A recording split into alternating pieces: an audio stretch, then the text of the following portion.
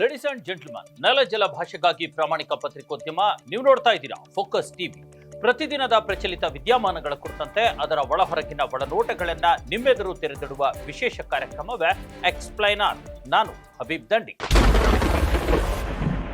S ವೀಕ್ಷಕರೇ, ಇವತ್ತು ಇಡೀ ರಾಜ್ಯದ ತುಂಬೆಲ್ಲ ಬಳ್ಳಾರಿಯ ಸುದ್ದಿಯೇ ಈಗ ಚರ್ಚೆ ಆಗ್ತಾ ಇದೆ. ಯಾಕಂದ್ರೆ ಈಗಾಗಲೇ ದೊಡ್ಡ ಮಟ್ಟದ ರಾಜಕಾರಣ ಬಳ್ಳಾರಿಯಿಂದಲೇ ಬಂದಿರತಕ್ಕಂಥದ್ದು. ಕಳೆದ 2008ರಲ್ಲಿ ಯಾವಾಗ ಒಂದು ಈ ರೆಡ್ಡಿಗಳ ರಾಜಕೀಯ, ಅದರಲ್ಲೂ ಕೂಡ ಜನಾರ್ದನ ರೆಡ್ಡಿ, ಗಾಲಿ ಜನಾರ್ದನ ರೆಡ್ಡಿ ಅವರು ಆಪರೇಷನ್ ಕಮಲಕ್ಕೆ ದೊಡ್ಡ ಮಟ್ಟದಲ್ಲಿ ಈಡಾಗಿ ಬಿಜೆಪಿ ಸರ್ಕಾರವನ್ನ ಅಧಿಕಾರಕ್ಕೆ ತರಲಿಕ್ಕೆ ದೊಡ್ಡ ಮಟ್ಟದ ಶ್ರಮ ಪ್ರಯತ್ನ ಎಲ್ಲವನ್ನೂ ಮಾಡಿ ದೊಡ್ಡ ಖಾತೆಗಳನ್ನು ಕೂಡ ನಿಭಾಯಿಸಿ ಒಂದು ರೀತಿಯ ಸೂಪರ್ ಸಿಎಂ ಅನ್ನೋ ಹಂತದಲ್ಲೇ ಮೆರೆದರು.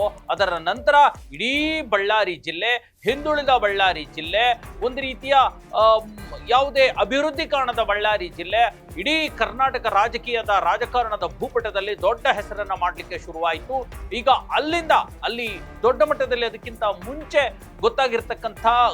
ಗುರುತಾಗಿರ್ತಕ್ಕಂಥ ವಿಚಾರ ಅಂತಂದ್ರೆ ಬಳ್ಳಾರಿಯಲ್ಲಿ ನಡೀತಾ ಇರತಕ್ಕಂಥ ಗಣಿಗಾರಿಕೆ ಅಲ್ಲಿ ದೊಡ್ಡ ಮಟ್ಟದ ಒಂದು ಆರ್ಥಿಕ ಶಕ್ತಿಯನ್ನ ಅಲ್ಲಿರ್ತಕ್ಕಂಥ ರಾಜಕಾರಣಿಗಳಿಗೆ ಕೊಡ್ತು. ಅದು ಜನಾರ್ದನ ರೆಡ್ಡಿ, ಗಾಲಿ ಜನಾರ್ದನ ರೆಡ್ಡಿ ಮತ್ತು ಅವರ ಸಹೋದರರು ಮತ್ತು ಏನು ಈಗ ಹಾಲಿ ಶಾಸಕ ಇದ್ದಾರೆ ನಾರಾ ಭರತ್ ರೆಡ್ಡಿ ಅವರ ಕುಟುಂಬ, ಮತ್ತೆ ಅಲ್ಲಿರ್ತಕ್ಕಂಥ ಕಾಂಗ್ರೆಸ್ ಶಾಸಕರಾಗಿರ್ತಕ್ಕಂಥ ದಿವಾಕರ್ ಆಗಿರ್ಲಿ, ಇನ್ನಿತರ ಬಹಳಷ್ಟು ಅಲ್ಲಂ ವೀರಭದ್ರಪ್ಪ ಅನ್ನುವಂಥ ಒಂದು ಹಳೆಯ ಕಾಂಗ್ರೆಸ್ಸಿಗ ನಾಯಕರು ಕೂಡ ಅಲ್ಲಿ ಇದ್ರು. ಈ ರೀತಿಯ ದೊಡ್ಡ ನಾಯಕರಿಗೆ ಬಳ್ಳಾರಿಯ ರಾಜಕಾರಣ ಒಂದು ದೊಡ್ಡ ವೇದಿಕೆಯಾಗಿ ಅಲ್ಲಿ ಕಲ್ಪಿತವಾಗಿತ್ತು. ಆದ್ರೆ ಇವತ್ತು ಯಾವ ಹಂತಕ್ಕೆ ಬಳ್ಳಾರಿ ರಾಜಕಾರಣ ಬಂದು ನಿಂತಿದೆ ಅಂತಂದ್ರೆ ಅಲ್ಲಿ ಹೆಣಗಳು ಬೀಳುವಂತಹ ಪರಿಸ್ಥಿತಿ ನಿರ್ಮಾಣವಾಗಿದೆ, ಕೊಲೆಗಳಾಗುವಂತಹ ಪರಿಸ್ಥಿತಿ ನಿರ್ಮಾಣವಾಗಿದೆ. ಏನು 2008ರಿಂದ ಕೇಳಿ ಬರ್ತಾ ಇತ್ತು ರಿಪಬ್ಲಿಕ್ ಆಫ್ ಬಳ್ಳಾರಿ ಅನ್ನುವಂತಹ ಮಾತು, ಇವತ್ತಿಗೂ ಅದು ಅಕ್ಷರಶಃ ಸಾಬೀತಾಗ್ತಾ ಇದೆ. ಅಲ್ಲಿ ಅಕ್ಷರಶಃ ಹೊಡೆದಾಟ, ಬಡಿದಾಟ, ಕಲ್ಲು ತೂರಾಟ, ಗೋಲಿ ಬಾರ್ ಅನ್ನುವಂಥ ಘಟನೆಗಳು ಕೂಡ ನಡೆದಿರ್ತಕ್ಕಂಥದ್ದು, ಫೈರಿಂಗ್ ನಡೆದಿರ್ತಕ್ಕಂಥದ್ದು ದೊಡ್ಡ ರಾಜಕೀಯದ ತಲ್ಲಣವನ್ನ ಹುಟ್ಟು ಹಾಕಿದೆ.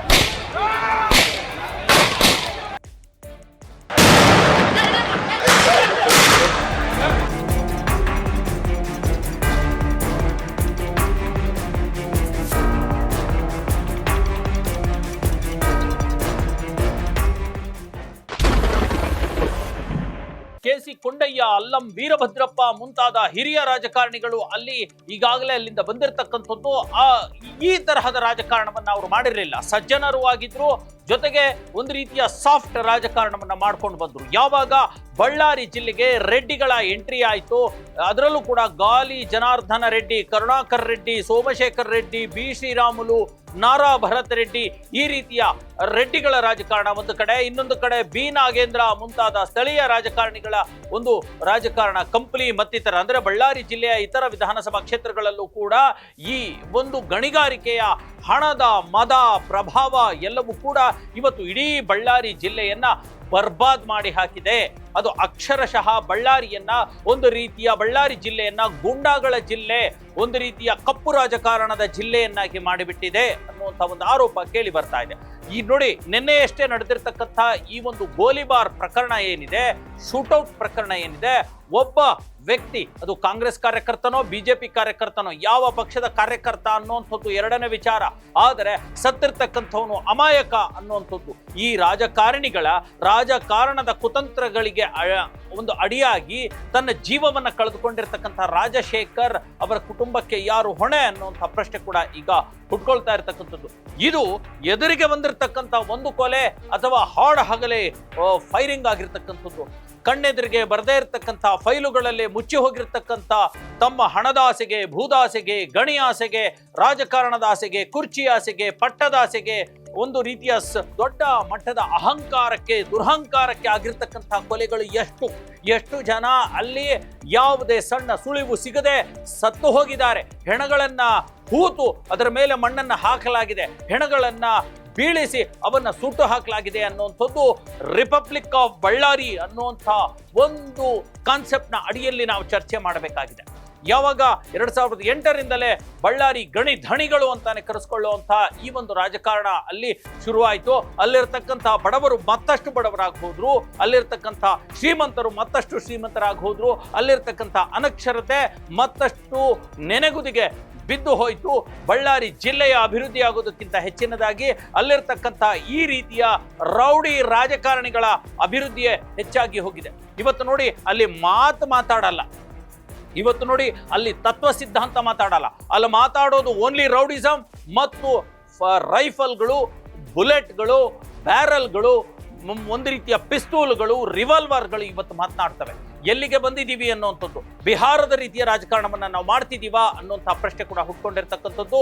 ಏನು 2010ರಲ್ಲಿ ಈಗಿನ ಮುಖ್ಯಮಂತ್ರಿ ಆಗಿರ್ತಕ್ಕಂಥ CM ಸಿದ್ದರಾಮಯ್ಯ ಬೆಂಗಳೂರಿನಿಂದ ಬಳ್ಳಾರಿಯವರೆಗೂ ತೊಡೆ ತಟ್ಟಿ, ಭುಜ ತಟ್ಟಿ, ಗಣಿ ಧಣಿ ಆಗಿರ್ತಕ್ಕಂಥ ಜನಾರ್ದನ ರೆಡ್ಡಿ ಅವರ ವಿರುದ್ಧ ತೋಳು ತಟ್ಟಿ ಪಾದಯಾತ್ರೆಯನ್ನ ಮಾಡಿ, ಅಲ್ಲಿ 320 ಕಿಲೋಮೀಟರ್ ಪಾದಯಾತ್ರೆ ಮಾಡಿ, ಅಲ್ಲಿ ಏನು ರಿಪಬ್ಲಿಕ್ ಆಫ್ ಬಳ್ಳಾರಿ ಅನ್ನುವಂಥ ಒಂದು ಅಡ್ಡ ಹೆಸರನ್ನ ತೊಡೆದು ಹಾಕ್ತೀವಿ ಅನ್ನುವಂಥ ಮಾತನ್ನ ತೆಗೆದುಕೊಂಡು ಬಂದ್ರು. ಇವತ್ತಿಗೂ ಆ ಒಂದು ಹೋರಾಟ ಜನರ ನೆನಪಲ್ಲಿ ಉಳಿದಿದೆ. ಸಿದ್ದರಾಮಯ್ಯನವ್ರನ್ನ 2013ರಲ್ಲಿ ಅದು ಮುಖ್ಯಮಂತ್ರಿಯನ್ನಾಗಿ ಮಾಡ್ತು.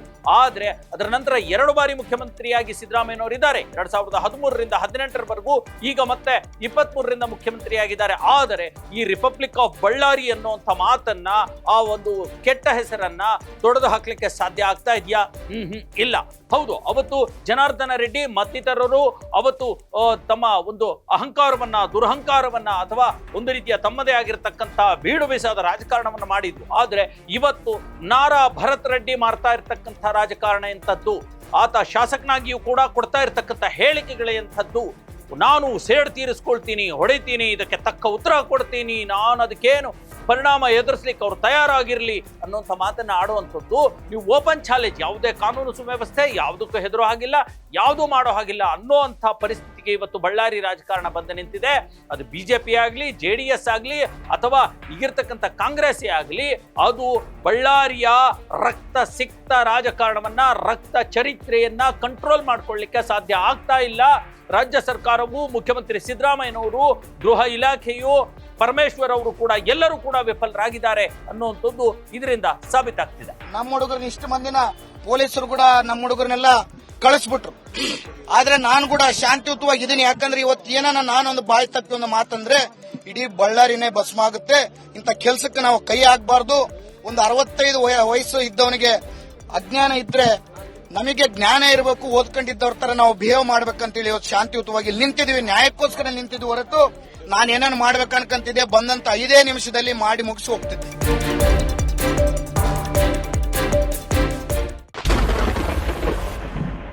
ಈಗಾಗಲೇ ಉಭಯ ನಾಯಕರು, ಯಾರು ನಾರಾ ಭರತ್ ರೆಡ್ಡಿ ಅವರ ಕಡೆಯಿಂದ ಏನು ಒಬ್ಬ ವ್ಯಕ್ತಿ ರಾಜಶೇಖರ್ ಫೈರಿಂಗ್ ಆಗಿ ಸಾವನ್ನಪ್ಪಿದ್ದಾನೆ, ಆತನ ಒಂದು ಪರವಾಗಿ ಜನಾರ್ದನ್ ರೆಡ್ಡಿ, ಶ್ರೀರಾಮುಲು, ಸೋಮಶೇಖರ್ ರೆಡ್ಡಿ ಮತ್ತಿತರ 11 ಜನರ ವಿರುದ್ಧ ದೂರು ದಾಖಲಾಗಿದೆ. ಕೊಲೆ ಸಂಚು, ಒಂದು ಕೊಲೆ ಯತ್ನ ಕುರಿತ ದೂರು ಕೂಡ ದಾಖಲಾಗಿರ್ತಕ್ಕಂಥದ್ದು. ಈಗ ಇವರು ಕೂಡ ನನ್ನನ್ನ ಕೊಲೆ ಮಾಡೋಕೆ ಬಂದಿದ್ರು, ಅಂದ್ರೆ ಗಾಲಿ ಜನಾರ್ದನ್ ರೆಡ್ಡಿ ಹೇಳೋದು ನನ್ನನ್ನ ಕೊಲೆ ಮಾಡೋಕೆ ಬಂದಿದ್ರು, ಆ ಕುರಿತ ಬುಲೆಟ್ ನನ್ನ ಬಳಿಯೇ ಇದೆ ನೋಡಿ ಅನ್ನುವಂತ ಒಂದು ಬುಲೆಟ್ ಅನ್ನು ಕೂಡ ಅವ್ರು ತೋರಿಸ್ತಾ ಇದ್ದಾರೆ.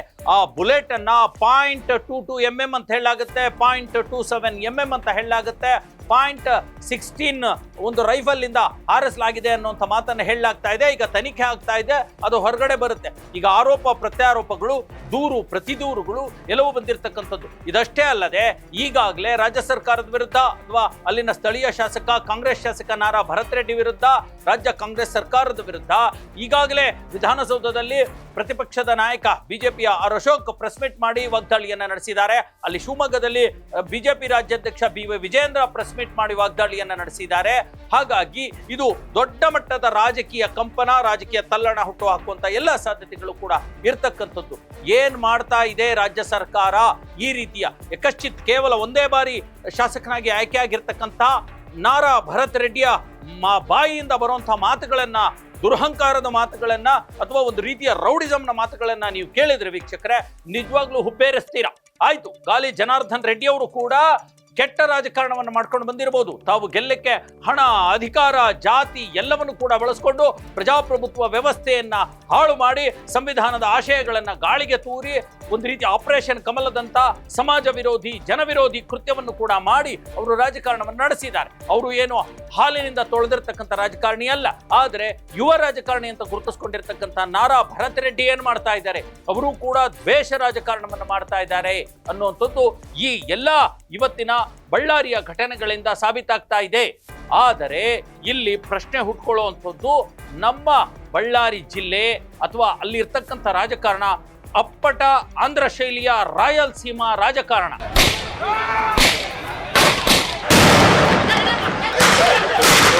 ಭರತ್ ರೆಡ್ಡಿ ಮತ್ತು ಅವರ ಬೆಂಬಲಿಗರ ಪ್ರಚೋದನೆಯಿಂದನೇ ಆಗಿರೋದು. ನೇರವಾಗಿ ಈ ಸಾವಿಗೆ ಭರತ್ ರೆಡ್ಡಿನೇ ಕಾರಣ. ಕೂಡಲೇ ಅವ್ರನ್ನ ಬಂಧಿಸಬೇಕು. ಮತ್ತು ಅಕ್ರಮವಾಗಿ ಜನಾರ್ದನ್ ರೆಡ್ಡಿ ಮನೆ ಮೇಲೆ ನುಗ್ಗಿರೋ ಅಂಥದ್ದು ಯಾರ್ಯಾರು ಅವ್ರ ಬೆಂಬಲಿಗರಿದ್ದಾರೋ ಅವ್ರನ್ನೆಲ್ಲರನ್ನೂ ಕೂಡ ಇಮಿಡಿಯೇಟಾಗಿ ಗೂಂಡಾ ಕಾಯ್ದೆ ಅಡಿಯಲ್ಲಿ ಅವ್ರನ್ನೆಲ್ಲರನ್ನೂ ಬಂಧಿಸಬೇಕು. ಫೈರಿಂಗ್, ತೋಪು, ಗುಂಡು, ಎಲ್ಲ ರೀತಿಯ ಒಂದು ನಡೀತಾ ಇರತಕ್ಕಂಥದ್ದು, ರಿವಲ್ವಾರು, ಎಲ್ಲ ರೀತಿಯ ಗುಂಪು ದಾಳಿ ಎಲ್ಲವೂ ಕೂಡ ನಡೀತಾ ಇರತಕ್ಕಂಥದ್ದು. ಇದು ನಮಗೆ ಬೇಕಾ ಅನ್ನೋಂಥ ಪ್ರಶ್ನೆ. ಇದನ್ನು ಕಂಟ್ರೋಲ್ ಮಾಡ್ಕೊಳ್ದೇ ಇದ್ರೆ ಇವತ್ತಲ್ಲ ನಾಳೆ ಮತ್ತೊಂದು ರಿಪಬ್ಲಿಕ್ ಏನು ಬಳ್ಳಾರಿ ಇದೆ ಅದಾಗುವಂಥದ್ದು ನಿಜ.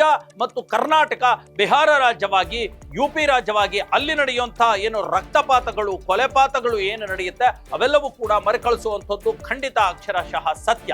ಹಾಗಾಗಬಾರ್ದು. ಇದ್ರ ಜೊತೆಗೆ ವೀಕ್ಷಕರೇ, ಈಗೇನಾಗ್ತಾ ಇದೆ, ಈ ಒಂದು ಪರಿಸ್ಥಿತಿಯನ್ನ ರಾಜ್ಯ ಸರ್ಕಾರ ಗಂಭೀರವಾಗಿ ತೆಗೆದುಕೊಂಡು ಸಿದ್ದರಾಮಯ್ಯನವರು ಬರೀ ತೊಡೆ ತಟ್ಕೊಂಡು ಅಥವಾ ಕೈ ತಟ್ಕೊಂಡು ಅಲ್ಲಿ ಬಳ್ಳಾರಿ ಜನಾರ್ದನ್ ರೆಡ್ಡಿ ವಿರುದ್ಧ ಹೋದ ಹಾಗಲ್ಲ.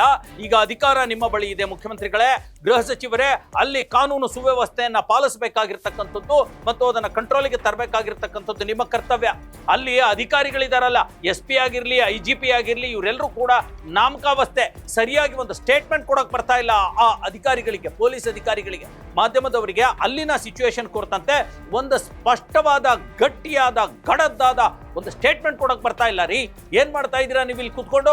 ಅಲ್ಲೇನ್ ಬಿಹಾರ ಮಾಡ್ಬೇಕು ಅಂತಿದ್ದೀರಾ? ಎಲ್ಲಿದೆ ಕಾನೂನು ಸುವ್ಯವಸ್ಥೆ? ಇದಕ್ಕೆ ಉತ್ತರ ಸಿಗಲೇಬೇಕಿದೆ. ಬಳ್ಳಾರಿಯಲ್ಲಿ ಶಾಂತಿ ನೆಲೆಸಲೇಬೇಕಿದೆ. ಎಸ್ ವೀಕ್ಷಕರೇ, ಇದಾಗಿತ್ತು ಇವತ್ತಿನ ಎಕ್ಸ್ಪ್ಲೈನರ್. ಏನು ಬಳ್ಳಾರಿಯಲ್ಲಿ ನಡೀತಾ ಇರತಕ್ಕಂಥ ರಾಜಕಾರಣ, ಕೊಲೆಪಾತ ಮತ್ತು ಅಲ್ಲಿರ್ತಕ್ಕಂಥ ಕೊಲೆಗಳು, ಇದು 2028ರ ಚುನಾವಣೆಯ ಮುನ್ಸೂಚನೆಯಾಗಿದೆ.